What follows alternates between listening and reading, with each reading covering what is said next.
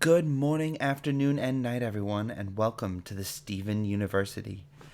Now, with Steven Universe coming back from its long hiatus on Monday, and given the fact that the episode on Monday is going to cover some time that was going on during the Gem Wars, I really wanted to put this video out before the episode airs, just so that anything that I say then in this video, anything that I theorize, doesn't get disproven or changed before the episode airs. So I just want to get this out there, get my ideas out before any game changers happen, and then I'll adjust and maybe I'll make another video because we're getting a lot of stuff this week and there's going to be tons of theories, I know. So I want to get in before everything all happens.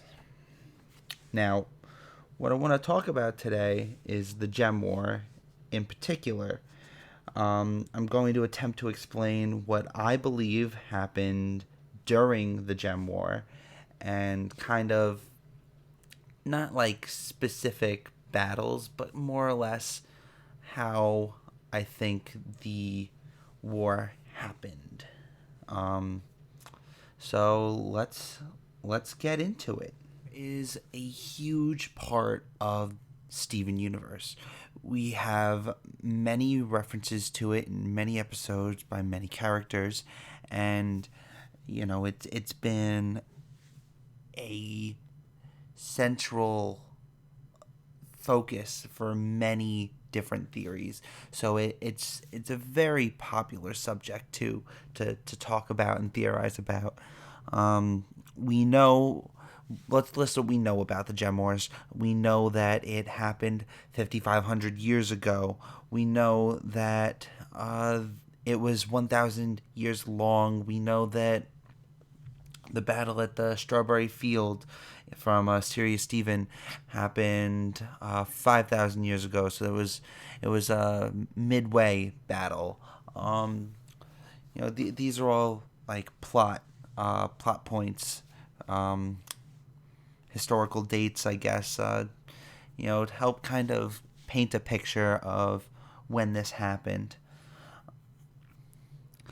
And then there's some things that we don't know about for sure, but we're pretty certain. Where we don't know for sure, but we're pretty certain that the Earth was occupied by gems well before the Gem Wars even began. As well as we're pretty certain that rose quartz is quote unquote pink diamond, one of the leaders of Homeworld before the Gem Wars started, and she became the leader of the Crystal Gems, the rebels who rebelled against Homeworld and started. So now the first thing I want to talk about with the Gem War is the Crystal Gems winning the war.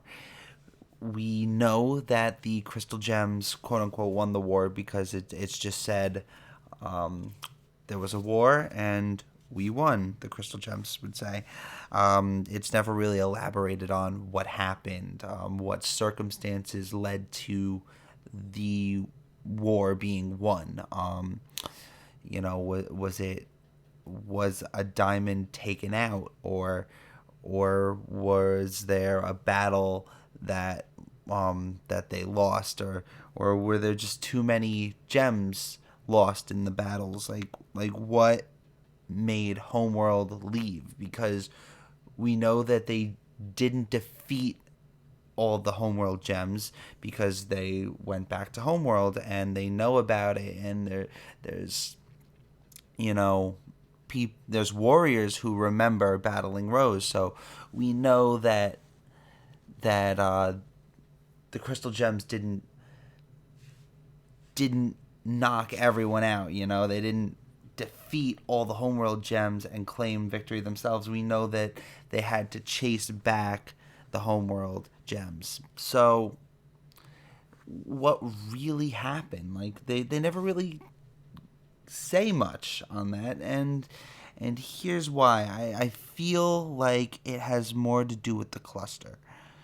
We know that the Homeworld gems left Earth, and left it for the crystal gems. They feel like they won, they saved the day, and that the Earth is theirs now. But unbeknownst to the crystal gems, the homeworld gems left behind the cluster. They kind of gave up on the Earth, but at the same time left something behind that would also take care of the crystal gems, take care of them, defeat them eventually. They've sort of faked this whole retreat so that nobody would suspect anything. Maybe they just ran away to not draw suspicion to anything, like the seemingly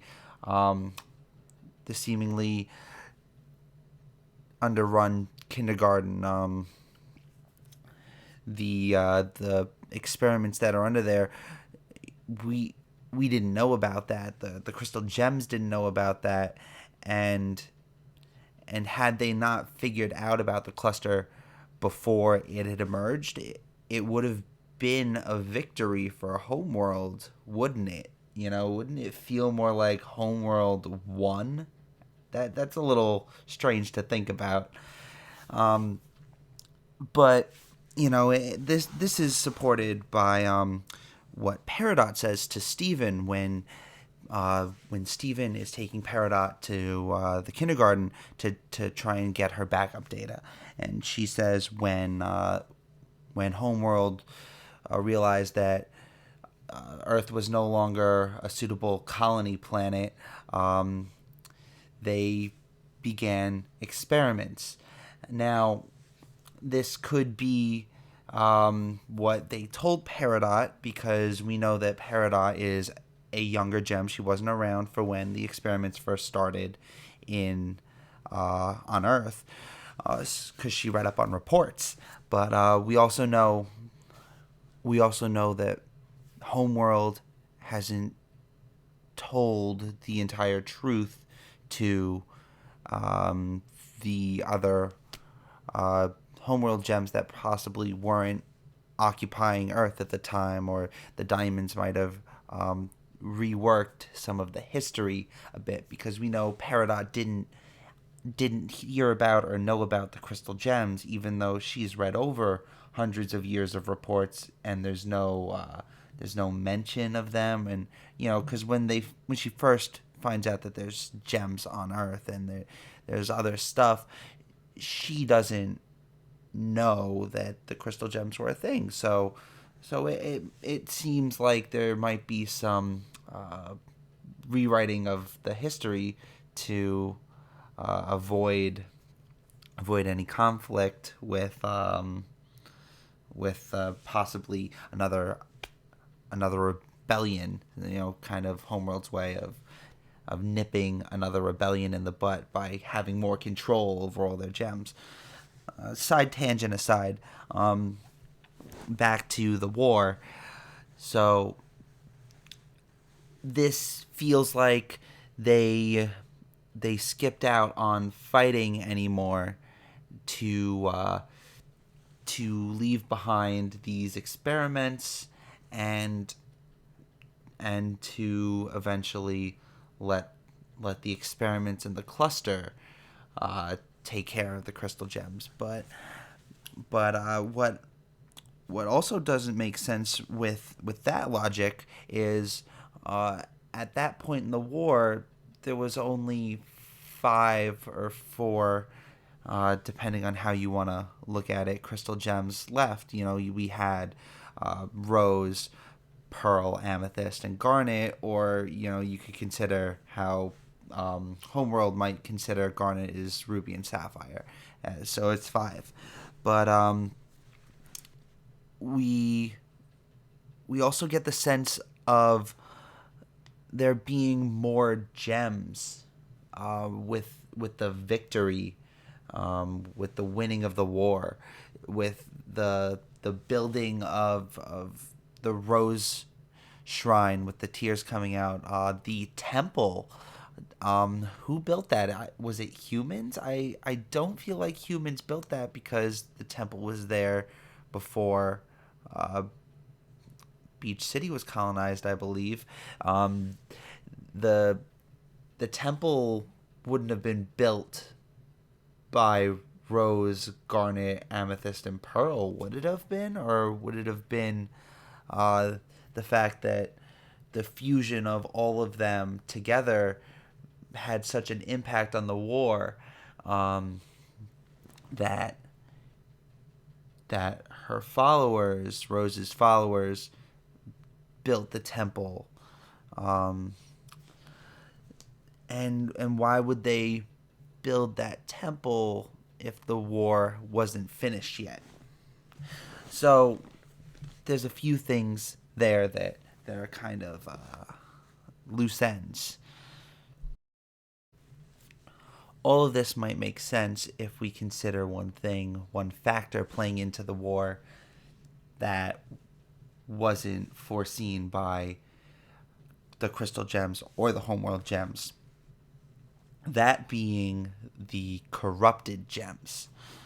Now, there's a lot of speculation over how corrupted gems become corrupted. And in the Guide to the Crystal Gems book, they're also referred to as battle damage gems. So it leads me to believe that corrupted gems must sustain some kind of damage, and the war is the perfect setup to have corrupted gems appear. Um, a personal belief is that throughout the fighting, a gem can't be corrupted unless it's broken completely. Because if it's just cracked or damaged on the surface, there are some gems are still able to function. You know, we had Lapis who was able to function still and didn't act like a monster or look like a monster. Amethyst started to act all wonky, but these two instances are a little inconsistent. I believe that for a corrupted gem, it needs to be broken into at least two pieces, if not several shards. And for a war to go on, say about halfway through, we got 500 years. We have 500 years of gems being broken and possibly left on a battlefield. At this point, the kindergarten is no longer running. It's not sapping nutrients from the earth. There's nothing else currently at this point sapping nutrients from the earth. I feel as though corrupted gems are gem warriors that were broken on the battlefield and left there, and over time were able to suck nutrients from the earth, just enough so that the shards themselves could reform as something else, and it wasn't a full gem because they're broken. So it would make sense that it would reform as a monster, and considering that possibly Homeworld hasn't witnessed this before, or the Crystal Gems never witnessed this before.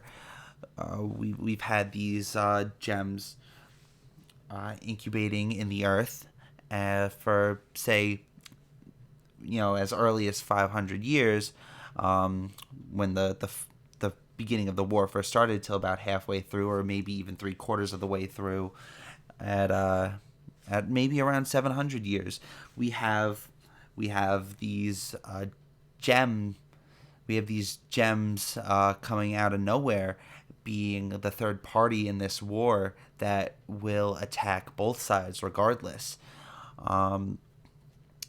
And this would really throw them for a loop, both the Homeworld and the Crystal Gems. But the Homeworld Gems played this a lot smarter and chose to, one, possibly repurpose the kindergarten at this point. I firmly believe that they refurbished the kindergarten to occupy not occupy, but to hold the experimented fusions after seeing the corrupted gems and seeing fusions in battle to kind of create a hybrid kind of fusion monster corrupted soldier that they could use to fight. And then as the corrupted gems proved to be more of a problem, they had to shift gears, and they realized if we create a huge fusion experiment that we can, one, leave it and not worry about the Earth. This is a great experiment for our research, and we can figure out how to nip everything in the butt. We can leave and not have to deal with these corrupted gems and the crystal gems at the same time. And the corrupted gems will still fight, battle, and possibly kill off the crystal gems. And if they don't, our cluster experiment will destroy the Earth along with the crystal gems when it forms. So they could soundly leave Earth knowing that, one, the corrupted gems will possibly shatter more crystal gems, and two, the cluster will 100% finish off any gems.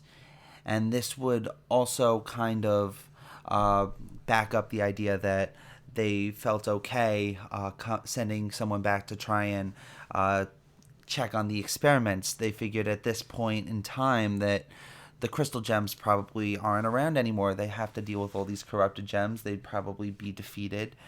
They wouldn't have to worry about their gems from Homeworld running into the crystal gems. They figured that maybe they were all destroyed already. So this is what I firmly believe to be a very possible outcome for the war.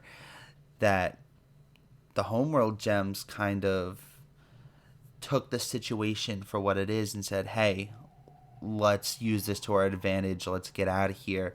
Where the crystal gems kind of saw it as, we push them back, they can't take it anymore, we win the war. And there were probably more crystal gems left, and they had to deal. They had time to build the shrine and possibly some other structures, some other gem structures, for to symbolize Rose and the victory, but still have to deal with corrupted gems that possibly could still shatter them and cause a real problem. So that's just how I feel it all happened. That Homeworld gems made the cluster to kind of emulate the corrupted gems, use the corrupted gems as a scapegoat to flee the quote-unquote doomed planet, and left the crystal gems to die by either the hands of corrupted gems or the cluster, and still feel as if they were victorious, but wanted to wipe it clean from their history so that they could assure no other rebellions would ever happen in their history ever again, and they started anew. So that's just my thoughts on it. Those are my overall ideas. Sorry, I kind of just did this on the fly, and I don't really have a scripted thing going on. But if you enjoyed this video, if you like what I said, please leave a like. If you disagree with anything, if you agree with anything, if you want to add to my theory, if you want to rebuttal with your own theory, please put that in the comment section below. I really want to see what you guys think. I want to know what you guys think, and I know I'm putting this video up like hours before the episode goes up, but I still just want to get it up there before the episode airs. Thanks again for listening and tuning in to Steven University. Have a great morning, afternoon, and night. Bye.